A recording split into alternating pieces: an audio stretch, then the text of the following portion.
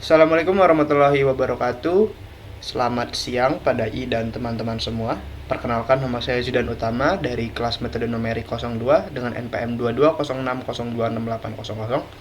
Di sini saya akan menjelaskan ide optimasi saya, yaitu design and optimization of 1 liter pressurized hydrogen dengan tekanan 8 bar storage atau penyimpanan pressurized hydrogen gitu. Oke.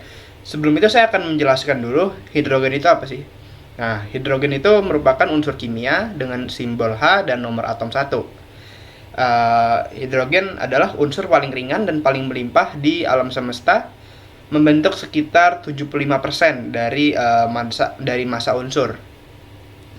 Hidrogen dalam bentuk murninya adalah gas yang tidak berwarna, tidak berbau, dan tidak berasa. Nah, hidrogen ini unik karena memiliki satu proton dan satu elektron, menjadikannya atom yang paling sederhana dan yang paling kecil. Nah, hidrogen berada dalam golongan pertama di tabel periodik yang dikenal sebagai logam alkali, tetapi sering ditempatkan secara terpisah karena sifatnya ini unik gitu dibanding yang lain. Nah, di alam, hidrogen ini sering ditemukan dalam kombinasi dengan unsur lain, kayak misalkan oksigen dalam air gitu. Misalkan kan air tuh H2O ya. Lalu misalkan karbon dalam hidrokarbon. Kayak bahan bakar tuh hidrokarbon salah satu contohnya. Kayak bensin, diesel, dan lain macam sebagainya gitu ya.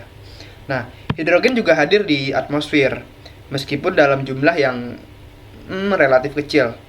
Hidrogen juga dapat diekstrasikan dari sumber-sumber ini melalui berbagai metode, seperti elektrolisis air atau reformasi uap metana. Nah, hidrogen memiliki berbagai aplikasi. Ini digunakan sebagai bahan bakar untuk roket, dalam produksi amonia untuk pupuk. Nah, hidrogen itu juga digunakan sebagai pembawa energi bersih dan sumber bahan bakar untuk sel bahan bakar yang mengubah hidrogen menjadi listrik melalui reaksi kimia dengan oksigen. Nah, sel bahan bakar hidrogen sedang dieksplorasi sebagai alternatif potensial untuk bahan bakar fosil dalam kendaraan dan pembangkit listrik. Kenapa? Karena memang sebenarnya hidrogen ini hasil dari pembakaran itu sangat bersih. Nyaris tidak ada karbon, bahkan tidak ada karbon ya, tidak ada karbon dioksida, karbon monoksida, dan juga unburned hidrokarbon gitu ya, karena dia basisnya hanya hidrogen saja gitu. Nah, ini saya di gambar di bawah ini ada merupakan contoh dari mobil yang sudah menggunakan bahan bakar hidrogen. Saat ini sudah digunakan di beberapa mobil, biasanya di mobil balap, termasuk di ini untuk Le Mans prototype, lalu Formula Student juga sudah mulai ada yang menggunakan, dan lain macam sebagainya. Karena memang ini digadang-gadangkan sebagai alternatif dari bahan bakar fosil dan lebih baik dibandingkan kendaraan listrik gitu. Nah, ini mobil LMP Le Mans prototype yang digerakkan menggunakan bahan bakar hidrogen. Nah, bagaimana kita dapat menyimpan hidrogen? Nah, hidrogen itu dapat disimpan dalam berbagai bentuk, termasuk pada aplikasi dan durasi penyimpanan yang diinginkan. Nah, ini ada beberapa metode umum dalam penyimpanan hidrogen. Yang pertama ada gas terkompresi. Jadi gas hidrogen itu disimpan di bawah tekanan tinggi dalam tangki atau silinder yang dirancang khusus. Nah, gas tersebut dikompresi pada tekanan antara 5.000 hingga 10.000 psi. Nah, penyimpanan gas terkompresi umumnya digunakan untuk aplikasi jangka pendek dan dalam situasi di mana jumlah hidrogen yang relatif kecil dibutuhkan. Lalu juga ada hidrogen cair. Nah, pada suhu yang sangat rendah, di bawah 252 derajat, hidrogen dapat diubah menjadi bentuk cair. Nah, hidrogen cair memiliki kepadatan energi yang lebih tinggi dibandingkan gas terkompresi. Memungkinkan lebih banyak hidrogen yang disimpan dalam volume tertentu. Nah, hidrogen cair disimpan dalam tangki cryogenik yang diisolasi dengan baik untuk mempertahankan suhu rendah yang diperlukan. Nah, ini adalah contoh gambar tangki penyimpanan hidrogen cair gitu ya. Ini ada bagian-bagiannya semua, nanti bisa dilihat sendiri. Nah, lalu ada juga misalkan metode menggunakan metal hibrida. Nah, hidrogen dapat disimpan dalam logam atau paduan tertentu membentuk senyawa yang dikenal sebagai metal hibrida. Nah, bahan-bahan ini memiliki kemampuan untuk menyerap dan melepaskan hidrogen. Metal hibrida ini menawarkan opsi penyimpanan yang aman dan compact, terutama dalam aplikasi stasioner dan portable gitu. Namun mereka mungkin memiliki kapasitas penyimpanan terbatas dan pastinya relatif berat ya. Lalu ada hibrida kimia. Nah, ini adalah senyawa yang melepaskan hidrogen ketika mengalami reaksi kimia. Mereka dapat menyimpan jumlah hidrogen yang tinggi per unit berat, tapi pelepasan dan penyerapannya kembali, hidrogen sering memerlukan kondisi tertentu seperti pemanasan atau menggunakan katalis. Lalu ada material carbon base gitu. Nah, hidrogen itu dapat disimpan dalam bahan berbasis karbon tertentu, kayak misalkan karbon aktif atau karbon nanotube gitu ya. Nah, bahan-bahan ini memiliki luas permukaan yang tinggi dan dapat menyerap molekul hidrogen secara efektif. Dan menyimpannya dalam struktur mereka gitu ya. Lalu penelitian saat ini sedang terus dilakukan untuk mengembangkan sistem penyimpanan berbasis karbon yang efisien dan ekonomis. Nah, setiap metode penyimpanan memiliki kelebihan dan keterbatasan, dan pilihan tergantung pada faktor seperti kapasitas penyimpanan, keamanan, biaya, persyaratan aplikasi. Pengembangan sistem penyimpanan hidrogen yang efisien dan praktis merupakan area penelitian penting untuk memfasilitasi adopsi luas hidrogen sebagai pembawa energi. Nah, di sini saya akan menjelaskan variabel desainnya untuk mendesain sebuah tangki hidrogen gitu ya. Lalu yang pertama itu ada bahan kontainernya. Bahan yang digunakan untuk kontainer penyimpanan seperti carbon fiber, paduan logam atau komposit. Lalu bentuk kontainer penyimpanan itu dapat mempengaruhi volume dan dimensi keseluruhan. Lalu tekanan operasionalnya, tekanan di mana hidrogen disimpan dalam kontainer. Lalu isolasi, nah jenis dan ketebalan isolasi yang digunakan untuk meminimalkan transfer panas dan menjaga suhu yang diinginkan di dalam kontainer. Lalu safety feature-nya. Nah, berbagai mekanisme dan fitur keamanan yang dimasukkan dalam desain, seperti katup pelepas pressure, disburse, dan juga sistem deteksi kebocoran. Nah, fungsi tujuan untuk sistem penyimpanan hidrogen 1 liter itu dapat bervariasi tergantung pada aplikasi spesifiknya. Namun beberapa fungsi tujuan yang mungkin adalah untuk bisa memaksimalkan kapasitas penyimpanan hidrogen. Nah, supaya bisa memaksimalkan jumlah hidrogen yang dapat disimpan dalam misalkan volume 1 liter tersebut gitu misalkan. Lalu meminimalkan berat. Nah, tujuan itu supaya lebih portable gitu. Lalu memaksimalkan keamanan. Nah, jadi supaya dapat meminimalkan resiko kebocoran atau misalkan resiko ledakan atau ya bahaya-bahaya lainnya. Lalu memaksimalkan kepadatan energi supaya bisa memaksimalkan energi yang disimpan per unit volume dengan mempertimbangkan baik kapasitas penyimpanan hidrogen maupun berat sistemnya. Nah, namun dalam mengoptimasi penyimpanan pressurized hidrogen ini tuh memiliki beberapa kendala. Satu, kendala volume. Nah, total volume sistem penyimpanan tuh nggak boleh melebihi 1 liter. Lalu sistem penyimpanan harus beroperasi dalam rentang tekanan ditentukan dengan mempertimbangkan faktor keamanan dan persyaratan regulasi. Lalu kendala suhu. Suhu di dalam tuh harus dijaga dalam rentang tertentu untuk mencegah kebocoran hidrogen atau degradasi material kontainernya. Lalu kendala kekuatan material. Bahan kontainer harus memiliki kekuatan yang cukup untuk menahan internal dan stres eksternal selama operasi. Lalu kendala keamanan. Nah, sistem penyimpanan harus menggabungkan fitur keamanan yang diperlukan untuk mencegah kecelakaan atau mengurangi potensi bahaya yang terkait dengan penyimpanan hidrogen. Dan terakhir itu dari segi biayanya. Nah, itu harus mempertimbangkan budgetnya atau batasan biaya supaya solusinya ini menjadi ekonomis gitu. Nah, untuk catatan, variabel desain spesifik, fungsi tujuan dan kendala dapat bervariasi berdasarkan aplikasi yang diinginkan, dan keamanan dan kemajuan teknologi pada saat pengembangannya juga. Nah, saya sudah membuat kode Python untuk menghitung desain sesuai dengan kendala secara numeriknya. Nah, berikut adalah kodenya.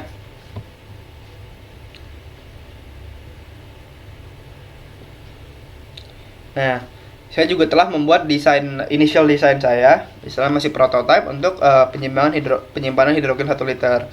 Di sini saya menggunakan bahan carbon fiber reinforced polymer atau CFRP.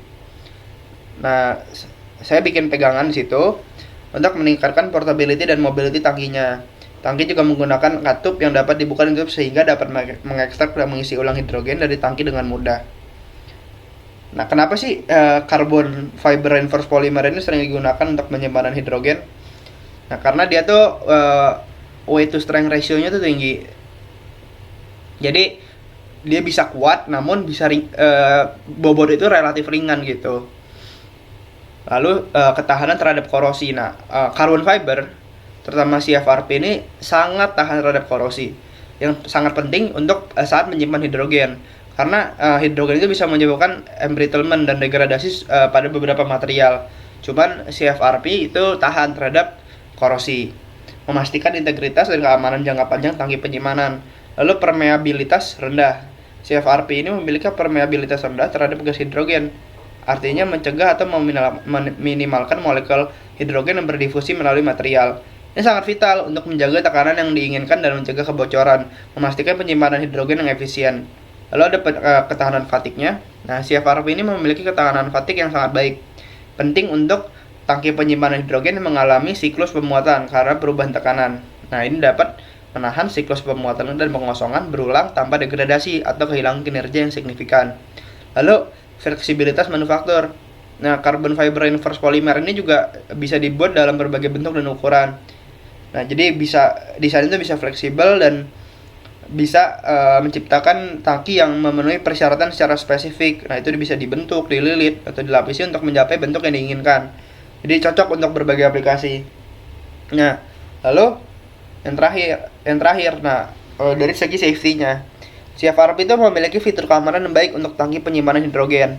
Dia memiliki toleransi yang lebih tinggi terhadap fracture dan ketahanan kerusakan yang lebih baik dibandingkan dengan beberapa material lain. Jadi mengurangi resiko kegagalan atau tiba-tiba pecah gitu, yang akan sangat bahaya ya pastinya. Nah, lalu penerapan metode numerik dalam optimalisasi desain penyimpanan hidrogen. Nah, metode numerik ini memainkan peran yang sangat penting dalam desain dan analisis sistem penyimpanan hidrogen. Nah, karena penyimpanan hidrogen adalah aspek kritis dari sistem energi hidrogen, karena memungkinkan penyimpanan dan pelepasan bahan bakar hidrogen yang efisien untuk berbagai macam aplikasi. Metode numerik menyediakan alat dan teknik untuk memodelkan, mensimulasikan, dan mengoptimalkan sistem penyimpanan hidrogen. Nah, ini aplikasi-aplikasinya yang menggunakan metode numerik biasanya berupa aplikasi-aplikasi untuk desain, untuk berbagai macam lah. Nah, ini untuk permodelan termodinamika. Nah, di situ bisa memsimulasikan perilaku termodinamika material dan sistem penyimpanan hidrogen. Misalkan kayak persamaan keadaan, ya kayak persamaan van der Waals atau persamaan Penck-Robinson. Nah, itu dapat diselesaikan secara numerik untuk memprediksi hubungan tekanan, suhu, dan volume hidrogen di bawah berbagai kondisi penyimpanan. Lalu karakterisasi material. Nah, ini juga dapat membantu mengevaluasi sifat-sifat berbagai material untuk penyimpanan hidrogen, kayak metal hibrida kimia, atau yang carbon base yang kayak tadi CFRP ini. Lalu dengan menggunakan metode komputasi, peneliti dapat menyelidiki kinetika yang lebih tinggi terhadap fracture dan ketahanan kerusakan. Kinetika yang lebih tinggi seperti kinetika absorpsi, desorpsi, kapasitas absorpsi, dan sifat termodinamika dan material-material tersebut. Lalu ada desain optimalisasi reaktor. Nah, metode numerik memungkinkan dengan desain dan optimalisasi reaktor atau sistem penyimpanan hidrogen. Simulasi dinamika fluida, computational fluid dynamics atau CFD, dapat digunakan untuk mempelajari perilaku aliran, perpindahan heat transfer, lalu misalkan transfer massa dalam bencana penyimpanan absorben atau reaktor katalitik gitu. Nah, ini dapat informasi-informasi yang didapat dari hal di atas itu dapat membantu kita dalam mendesain sistem penyimpanan yang efisien dengan karakter pengambilan dan pelepasan hidrogen yang lebih baik. Lalu permodelan kinetik. Nah, teknik numerik juga dapat digunakan untuk mengembangkan model kinetik yang menggambarkan proses absorpsi dan dengan deabsorpsi hidrogen dalam material penyimpanan. Nah, model-model ini dapat memasukkan mekanisme reaksi, koefisien difusi, dan reaksi permukaan untuk memprediksi laju penyimpanan atau pelepasan hidrogen. Nah, metode numerik seperti analisis elemen hingga atau metode beda hingga dapat menyelesaikan persamaan diferensial yang menghasilkan untuk menentukan kinetika sistem. Lalu optimalisasi dan desain dan estimasi parameter. Algoritma optimasi numerik juga dapat digunakan untuk mengoptimalisasi desain seperti penyimpanan hidrogen. Nah, ini dapat membantu untuk mengeksplorasi berbagai konfigurasi material dan kondisi operasi dan geometris untuk mengidentifikasi parameter sistem yang optimal yang memaksimalkan kapasitas penyimpanan hidrogen yang dapat meminimalkan kebutuhan energi atau meningkatkan aspek keamanan. Nah, secara keseluruhan, metode Merrick ini menyediakan alat yang kuat untuk memahami dan meningkatkan desain sistem penyimpanan hidrogen. Nah, dengan menggabungkan teori dan simulasi numerik, nah engineer itu dapat meningkatkan efisiensi, keandalan dan kinerja teknologi penyimpanan hidrogen, mempercepat absorpsi hidrogen sebagai pembawa energi yang berkelanjutan. Nah, terakhir saya akan menjelaskan apa itu upaya conscious learning. Nah, jadi upaya conscious learning itu mengacu pada pengerahan mental dan fisik yang disengaja dan fokus dilakukan individu untuk memperoleh pengetahuan, keterampilan atau pemahaman baru. Nah, ini melibatkan keterlibatan aktif dalam proses pembelajaran dan mengarahkan perhatian serta energi pada tugas yang ada. Berikut ada beberapa aspek dari upaya dalam pembelajaran. Nah, ini attention atau perhatian. Conscious learning membutuhkan pengalihan perhatian pada subjek atau keterampilan yang ingin dipelajari. Ini mengandalkan penuh keterlibatan aktif materi dengan baik itu membaca, mendengarkan, mengamati, atau berlatih. Lalu motivasi. Nah, kita tuh harus punya motivasi yang kuat untuk belajar dengan upaya conscious learning. Jadi ketika kita sudah termotivasi, kita akan lebih mungkin untuk menginvestasikan waktu dan energi untuk memahami dan mempertahankan informasi secara efektif. Lalu penetapan tujuan.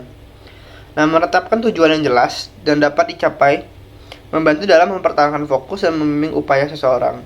Membagi proses pembelajaran menjadi tugas-tugas kecil yang dapat dikelola memungkinkan untuk melacak kemajuan dan tetap termotivasi.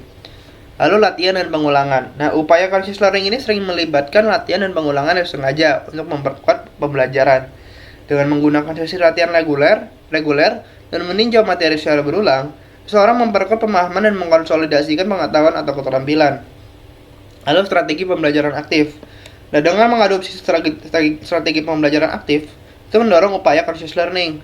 Nah, strategi ini itu meliputi kayak bertanya, berdiskusi, lalu mencatat informasi dari pertanyaan dari dosen, mengajarkan orang lain, dan mencari kesempatan untuk aplikasi langsung dari pengetahuan yang kita punya, gitu, yang kita dapat.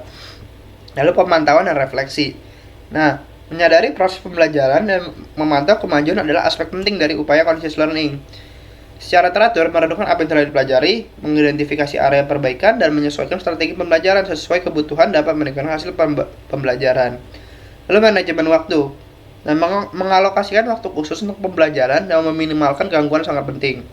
Membuat jadwal yang terstruktur dan menjadikan pembelajaran sebagai prioritas membantu untuk mengabdikan waktu dan upaya yang fokus pada tugas. Nah, secara keseluruhan, upaya conscious learning atau upaya sadar dalam pembelajaran melibatkan keterlibatan aktif, motivasi dan penetapan tujuan, latihan yang sengaja, refleksi dan manajemen waktu yang efektif. Dengan menggunakan strategi-strategi ini, individu diharapkan dapat meningkatkan pengalaman pembelajaran mereka dan mencapai hasil yang lebih baik dalam memperoleh pengetahuan dan keterampilan baru. Oke. Mungkin itu saja dari saya, hasil optimalisasi dari tempat penyimpanan pressurized oxygen terutama untuk otomotif ya, untuk kendaraan yang digunakan sehari-hari. Mungkin sekian dari saya, mohon maaf bila ada kesalahan dalam kata-kata atau misalkan penyampaian atau misalkan materi yang saya berikan. Terima kasih pada I dan teman-teman. Assalamualaikum warahmatullahi wabarakatuh.